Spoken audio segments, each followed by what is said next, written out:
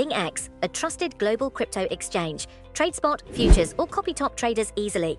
Sign up via the link or referral code to get 30 USDT instantly, plus up to 1,500 USDT in bonuses for verification, deposit, and trading. BBC Director General Tim Davie has forcefully pushed back against what he terms the weaponization of criticism directed at the corporation, speaking to staff following his unexpected resignation announcement.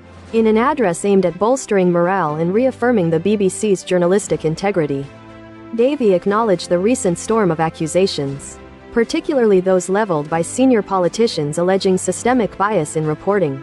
He expressed a clear understanding of the need to defend the BBC's journalistic output, stating, "I do hear everyone when we have to be very clear and stand up for our journalism."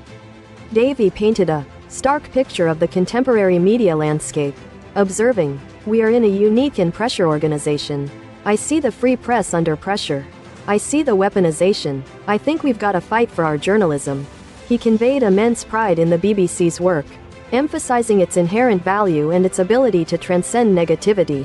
"I'm really proud of our work," he asserted, and later added, "I'm fiercely proud of this organization. There are difficult times it goes through, but it just does good work. It speaks louder than any newspaper, any weaponization. We are the very best of what I think we should be as a society, and that will never change." This strong defense comes in the wake of a critical memo authored by Michael Prescott, a former independent external advisor to the BBC's Editorial Guidelines and Standards Committee, who departed the role in the summer. Prescott's memo detailed concerns, including an edit of a Donald Trump speech on the program Panorama, which Davie and others reportedly consider a significant editorial breach. These allegations, leaked to the Daily Telegraph and extensively reported, have been seized upon by prominent right-wing figures such as Boris Johnson, Nigel Farage, and Liz Truss. They have utilized Prescott's findings to launch pointed attacks on Davie himself, the controversial television license fee, and indeed, the very future structure of the BBC. Davie directly addressed this external pressure, warning, "Others want to run our narrative."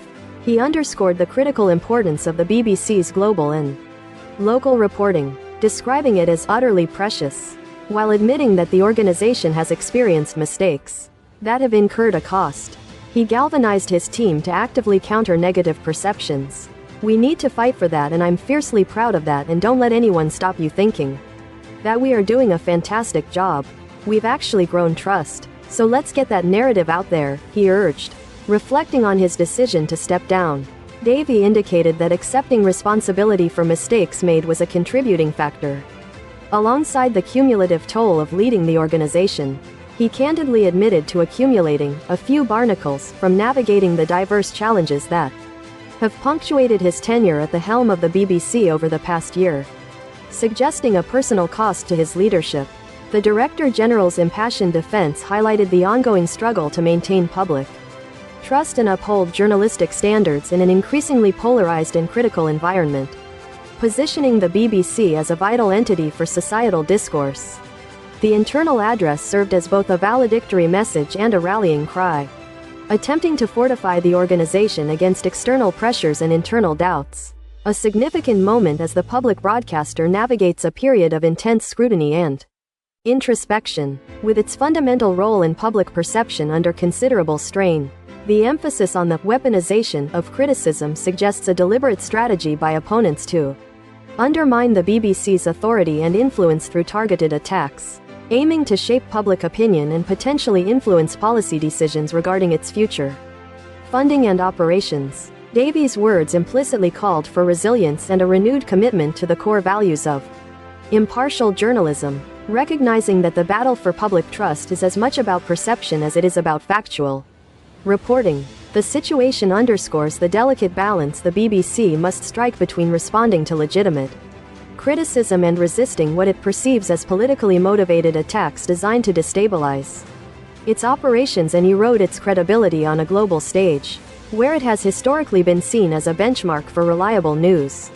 The very mention of enemies and the need to fight for our journalism speaks volumes about the perceived existential threat facing the corporation, framing the current challenges not as isolated incidents but as part of a broader ideological conflict over the role and integrity of public service broadcasting in the digital age.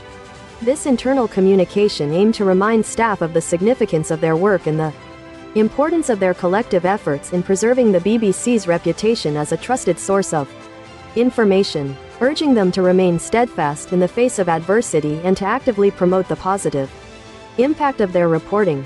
The narrative Davie sought to amplify is one of resilience, integrity, and unwavering commitment to journalistic excellence, a counter-narrative to the one being constructed by its detractors.